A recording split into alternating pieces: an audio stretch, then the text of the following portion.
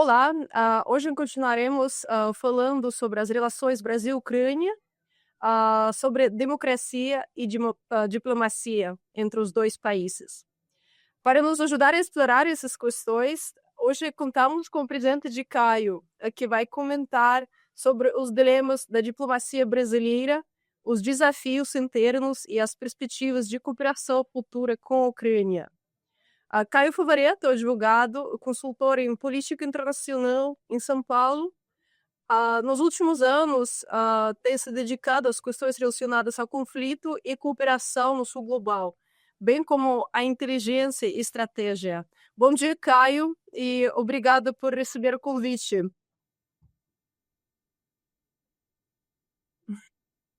Sim. Ah, então, a minha pergunta, primeira seria, eu queria ah, falar um pouco sobre a posição do Brasil nas negociações atuais.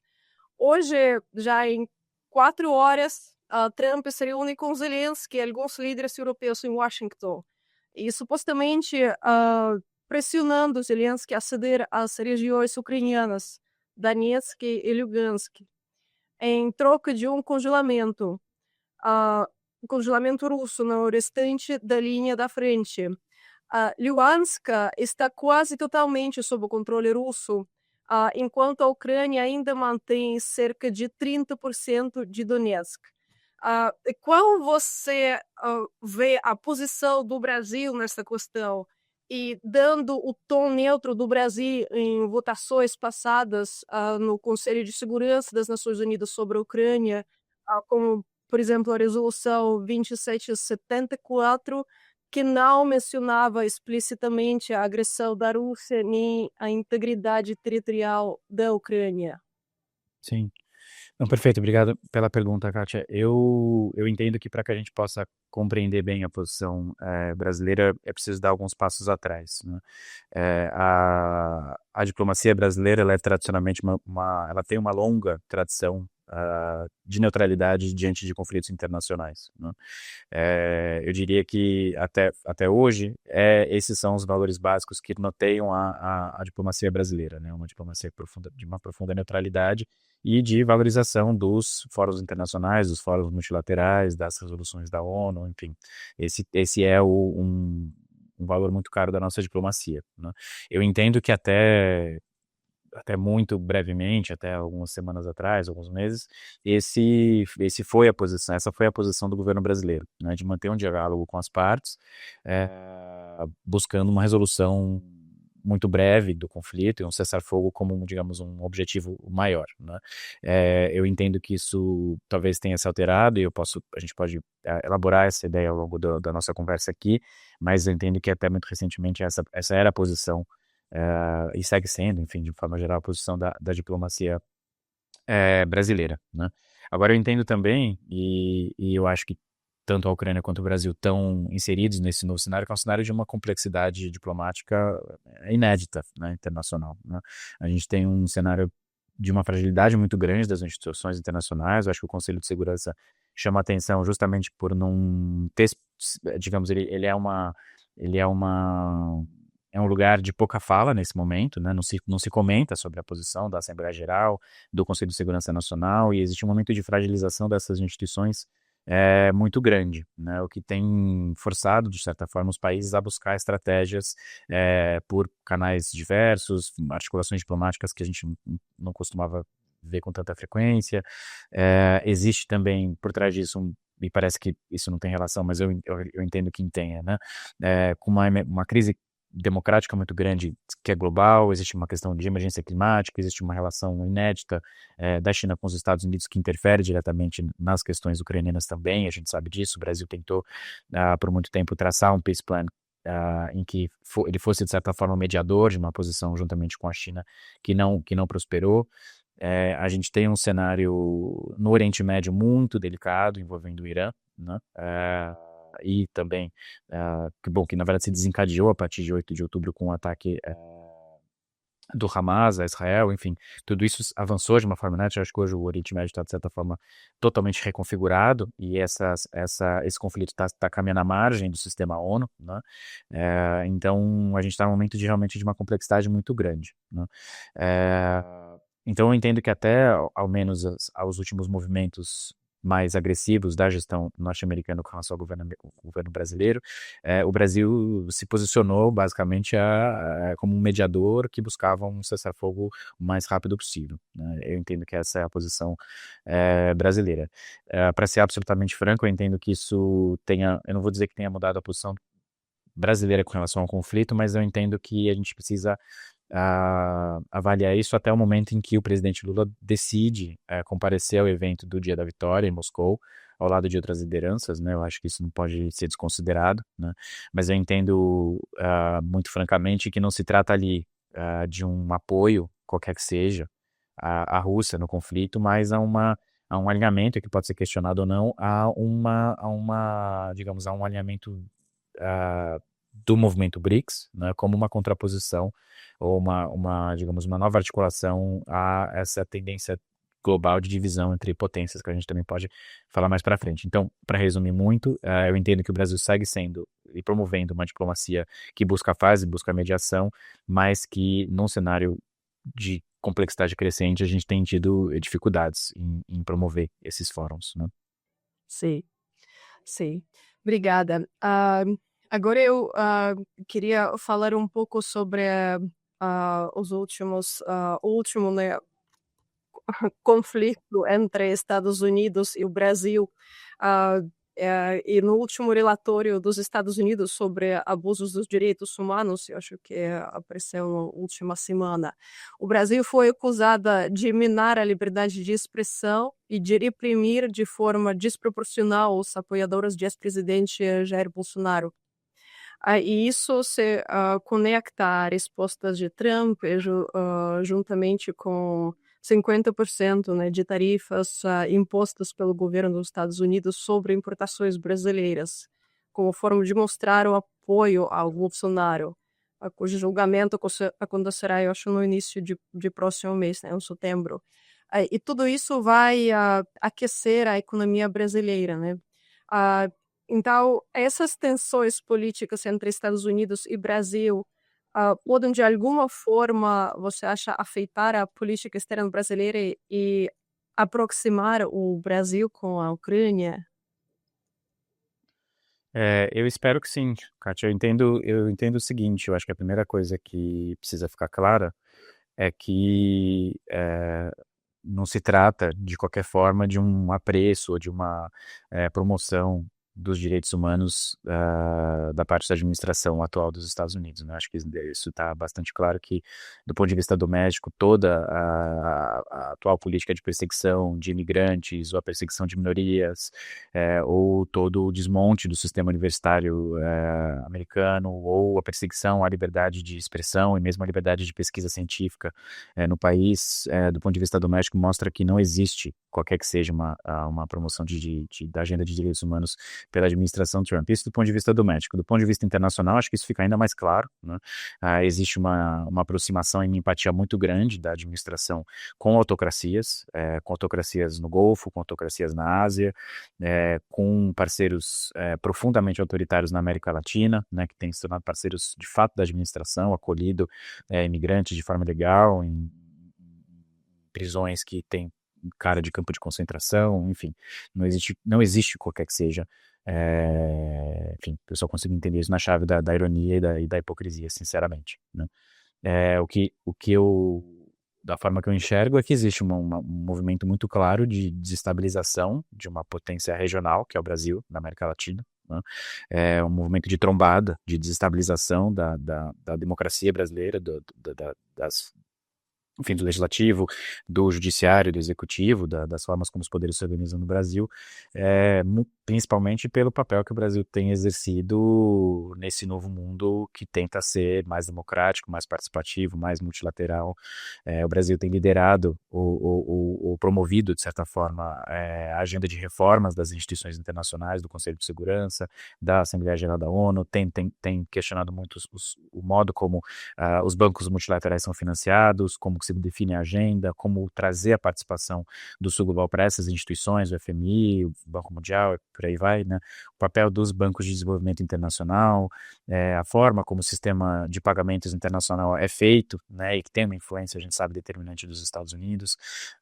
Enfim, tudo isso explica muito mais, digamos, a agressividade do ataque da gestão Trump ao país do que a agenda de direitos humanos, né?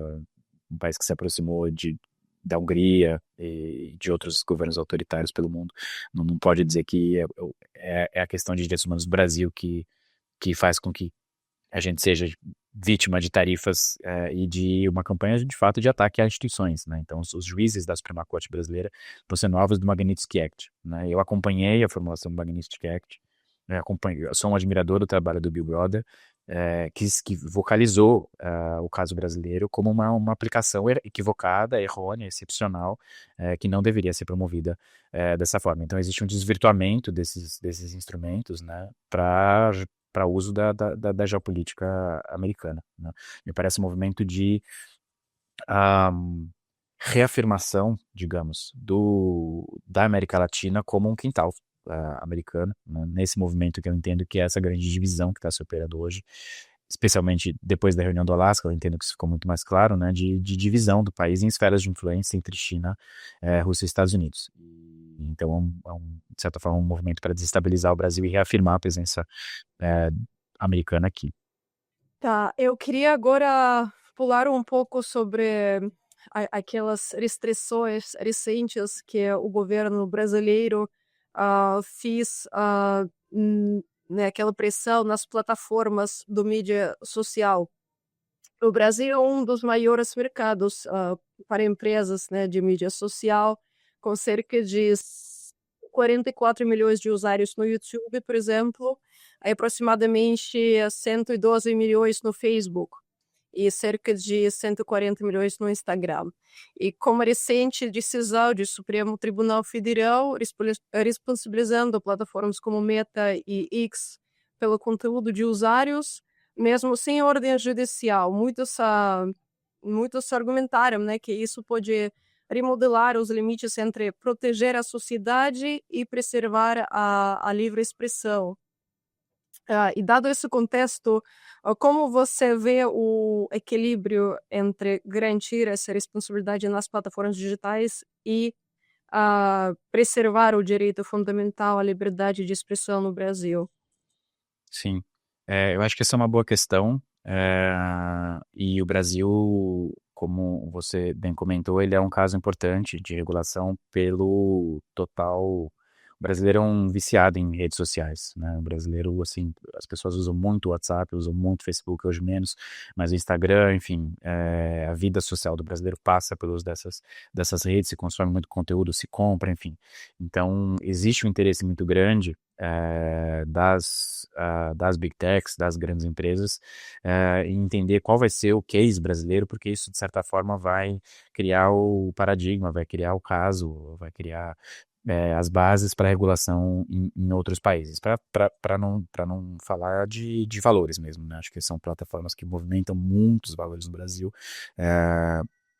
Então, é natural que exista uma pressão muito grande, seja do judiciário, em garantir boas decisões, né, e ao mesmo tempo das big techs em influenciar como essas decisões vão ser tomadas. Sobre a regulação em si, eu acho que os últimos 15 ou 20 anos assim trouxeram casos muito graves no sentido de das consequências do uso irrestrito de redes sociais, né? Eu acho que a gente teve o caso do Brexit na Inglaterra, a Ucrânia passou por mais de um episódio de desinformação sistemática com, digamos, a exposição de eleições, sistemas democráticos, ataques coordenados, existe todo um sistema de desinformação global, muito bem financiado, né, com conhecimento profundo de como funciona a monetização de conteúdos de ódio, como você consegue dar visibilidade para determinados conteúdos, como você consegue criar mecanismos de clickbait, mecanismos de reação emotiva, como você consegue criar campanhas muito bem articuladas que envolvem desinformação e ódio, né? Então eu entendo que não se trata pura e simplesmente de liberdade de expressão, porque eu entendo que a liberdade de expressão ela não se exerce no vácuo, né? Ela se exerce num contexto específico, né? Então é preciso entender qual que é a relação entre liberdade e democracia de um lado e, ao mesmo tempo, a circulação desses discursos e tentativas de golpe, enfim, de agressão aberta, articulada a sistemas democráticos, como aconteceu no Brasil, como aconteceu na Ucrânia, como aconteceu na Inglaterra, e como acontece em vários outros países. A França teve alguns episódios envolvendo isso também, né? Agora, eu entendo que bom, no Brasil, a Suprema Corte, de certa forma, avocou, chamou para si esse problema e tem desenvolvido, com mais ou menos sucesso, uma regulação desse tipo de conteúdo. Acho que a gente não é o caso de fazer aqui, mas eu entendo que há momentos de acerto e há momentos de equívoco, né? Mas eu vejo que o movimento geral é necessário, né? Não existe acho que a não regulação completa é um absurdo e as consequências estão aí para todo mundo ver, né? Então, acho que se trata de discutir como fazer da melhor forma, com que a gente consiga conciliar a democracia e regulação, mas eu não vejo de forma alguma, isso eu digo assim, sem nenhuma restrição, que não há censura no Brasil, né? Não há censura no Brasil. Nesse sentido, com que se verbaliza, né, de fechamento de blogs, ou no sentido desse pessoal que está nos Estados Unidos hoje dizendo que sofre uma perseguição e que assim, são pessoas que estavam articuladas e sendo financiadas para promover um golpe de Estado, né? Existiu, e hoje isso está comprovado, um plano concreto de assassinato do presidente, do vice-presidente e do presidente da Suprema Corte brasileira, né? Então não se trata de censura, se trata de uma tentativa concreta, efetiva de golpe de Estado, né? É muito diferente. É muito diferente. Tenho certeza que qualquer país democrático sério tomaria as providências mais graves para coibir e punir esse tipo de atitude. Agora, com relação ao relatório, último relatório dos Estados Unidos agora com relação a direitos humanos e censura no Brasil, que aponta, digamos, um agravamento desse cenário, assim, eu dou um contra-exemplo, né? Nesse mesmo relatório, a Alemanha foi acusada de também ter o seu ambiente degradado, de estar censurando conteúdos, etc. A Alemanha tem uma tradição muito bem construída de censura digamos, de coibição de discursos de ódio, de racismo, de neonazismo, de conteúdo de ódio, de conteúdo, por exemplo, negacionista do Holocausto, né? Eu entendo que isso é uma experiência muito bem sucedida e que não envolve de qualquer forma que seja, acusações de censura, certo? A gente está falando de um dos eventos mais trágicos do século XX, se não o grande evento trágico do século XX, e eu não consigo imaginar a Alemanha sendo acusada de censura ou digamos, de degradação do ambiente de promoção de direitos humanos por conta de uma situação dessa, ainda mais vendo de uma administração como a do Trump hoje nos Estados Unidos, né? É beira o delírio. Sim, sim. E falando sobre a desinformação também, né? Desinformação, propaganda. E já que falamos sobre as plataformas de mídia, eu queria também um pouco abordar a propaganda do parte da Rússia e como ela atinge a opinião pública no Brasil, porque desde o início da guerra da Ucrânia, por exemplo, o famoso Sputnik, que opera muito amplo no Brasil, é a principal mídia estatal russa no país, né, no Brasil. Ele produziu inúmeros artigos em português promovendo aquelas narrativas de pro-Kremlin, incluindo a narrativa sobre a interferência ou a ineficácia, desculpa, militar ucraniana, sugerindo a queda de apoio ocidental à Ucrânia. Esses artigos eles foram amplamente republicados, amplificando, né, significativamente a mensagem do Kremlin. E a Rússia sempre vem investindo, né, em propaganda bastante, não só no Brasil, mas também no América Latina, que é a região muito importante, né, para a Rússia. Quanta influência a propaganda russa ainda exerce na forma como os brasileiros veem a guerra na Ucrânia, né? E qual é a resposta do governo brasileiro nesse aspecto? Se tem alguma resposta. Sim. Eu entendo a questão, acho que ela é importante, Kátia, mas eu acho que existe um risco de sobreestimar a influência desses instrumentos no Brasil, né? Você tem o Sputnik, você tem a RT, né? O Russia Today também, você tem todo um ecossistema de informação ou de desinformação russa estatal no Brasil e na América Latina, mas eu entendo que ele é muito de nicho, né? Ele se dedica assim, a setores muito específicos de uma esquerda, de matriz mais autoritária, muito ligada às questões de política internacional. Eu entendo que tem uma influência, eu diria, de média para baixa, né? Pouquíssimos leitores, eu entendo, se comparado, especialmente se comparado com TV, se comparado com a Rede Globo, com as grandes emissoras de TV, se comparado com os grandes jornais do Estado de São Paulo, Folha de São Paulo, Globo, se comparado com os grandes blogs, os grandes, enfim, os comentaristas, mesmo canais de WhatsApp, Telegram, etc, né? Então, eu entendo que exista, eu entendo a preocupação, acho que ela é legítima, mas eu acho que a gente não deve sobreestimar a influência desses canais para além de um público muito específico, né? Claro que isso de um lado. De outro lado, eu entendo que é uma mídia com um viés estatal e de propaganda muito claro, né? Então ele traz visões pouco elaboradas e tematizadas dos assuntos, né? É um pouco caricato, assim. Então, claro que isso com o tempo pode se sofisticar e pode ampliar e ser mais influente, mais sofisticado, mas eu entendo que hoje ele está um pouco, assim, do ponto de vista da influência, ele é incomparável à mídia tradicional, mainstream brasileira, assim, né? É, então, enfim, importante acompanhar, entender, mas sem perder um pouco a perspectiva do que de fato, qual que é a capacidade de influência desses mecanismos, né? Eu acho que tem uma segunda questão, que às vezes nem sempre fica clara, que o brasileiro médio se relaciona muito pouco com questões de política internacional, né? Muito pouco. Então, se você diria qual que é a opinião do brasileiro médio sobre o conflito da Ucrânia e da Rússia, ele vai dizer nenhum, eu não faço ideia do que achar, né? Talvez não saiba apontar no mapa, muito possivelmente não sabe quais são as capitais, não tem qualquer ideia de onde veio o conflito, quais são as razões exatamente. Então, isso, enfim, é uma coisa que a gente tem discutido bastante, né? Como aprimorar essa leitura internacional, mas ao mesmo então eu diria que é pouca, né? É baixa. O Andrei Milnik, que era o já embaixador da Ucrânia no Brasil, em sua entrevista ao jornal ucraniano RBC Ucrânia, ele mencionou, eu cito, hoje a verdade é que o Beaumont político do Brasil é não apenas o atual governo de esquerda, mas toda a elite política em geral não vê nenhum benefício em desenvolver relações com a Ucrânia. Nós não estamos entre suas prioridades, nem em termos de geopolítica, nem em termos de economia e comércio. O que você diria sobre isso? E hoje não há, por exemplo, também embaixador da Ucrânia no Brasil. Ah, isso pode nos dizer algo sobre a real deteriorização nas relações entre os países? É, eu acho que para responder essa pergunta de uma maneira correta, a gente precisa contextualizar um pouco de onde ela vem, né?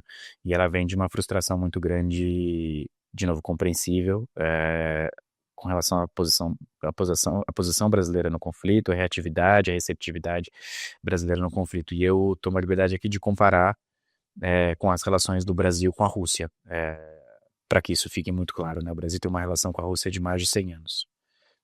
Uma relação que passa por uma relação comercial, passa por relações culturais. O Brasil nunca rompeu relações diplomáticas com a Rússia. O Brasil, nem nos idos da ditadura militar, em que comunistas gente do partido, jovens, enfim, militantes, estavam aqui sendo presos, torturados. Houve um rompimento das relações diplomáticas da ditadura brasileira aqui com a Rússia, né? Então é desse lugar que essas relações acontecem. O que não quer dizer que o Brasil oponha a relação com um país e outro país, pelo contrário.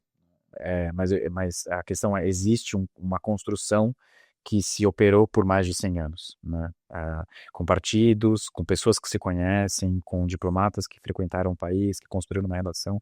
Então existe digamos, um estereótipo. Todo brasileiro vai saber o que é mais ou menos um russo, qual que é a música russa, que língua se fala, enfim, qual é o cinema, relações mínimas com o país, né, com o país. E vários outros não saberia. Se perguntar para um brasileiro se ele sabe onde fica a Indonésia e qual que é a capital e que língua se fala ou qual que é a religião, quase nenhum vai saber, né? É um pouco daí que as relações estão partindo, numa situação um pouco parecida, né? Então eu entendo a frustração, mas eu entendo que ela aponta muito mais para a necessidade da construção de uma relação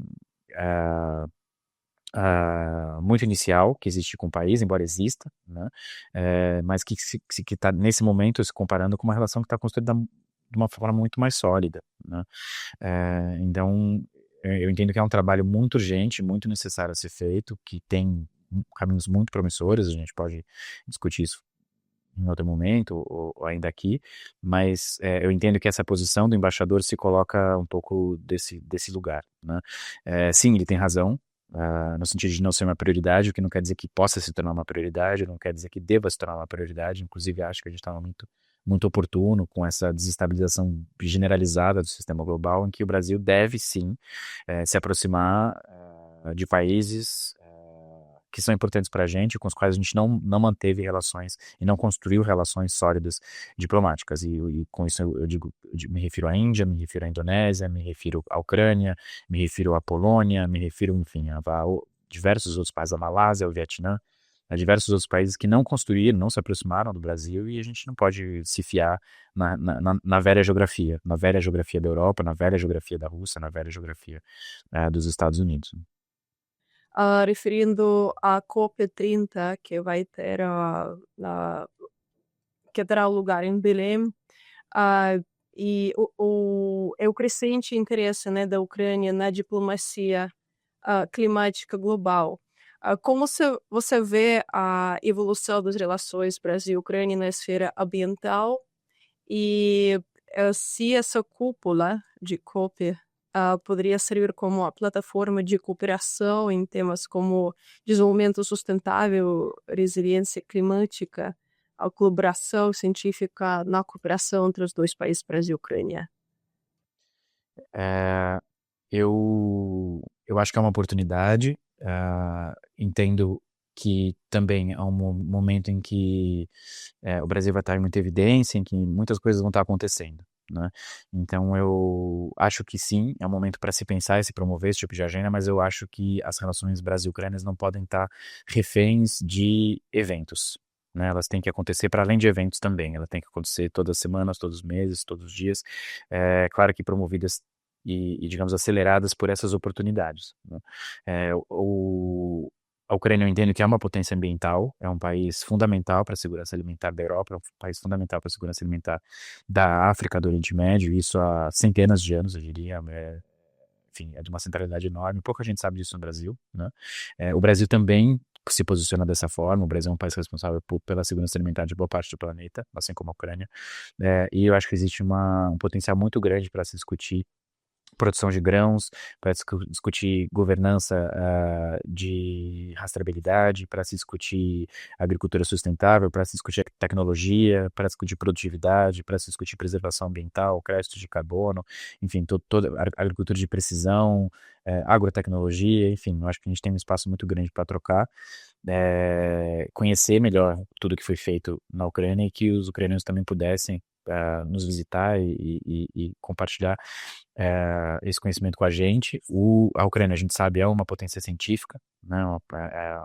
Produziu ciência de qualidade por muitos, muitos anos. Espero que volte e continue produzindo, né? O Brasil tem muito potencial para isso, mas eu entendo que nunca se realizou, né, plenamente. E eu acho que isso pode ensejar também uma aproximação entre os dois países que extrapole para outras áreas, né?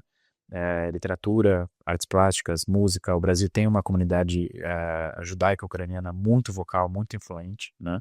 Muito, muito próxima das artes plásticas, da música. Recentemente, a Filarmônica aqui do Estado de São Paulo firmou um acordo de cooperação com a Orquestra de Odessa, onde há agora intercâmbio de músicos. Eu acho que isso é um movimento recente que aponta para o que pode acontecer entre os dois países.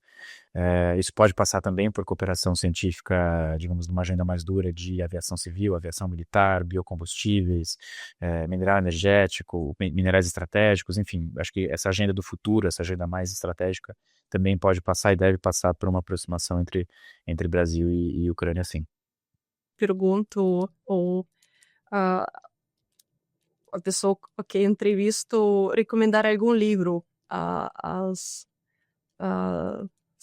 se você tem algo para recomendar, talvez algo que você está lendo agora ou algo ligado à Ucrânia, não sei.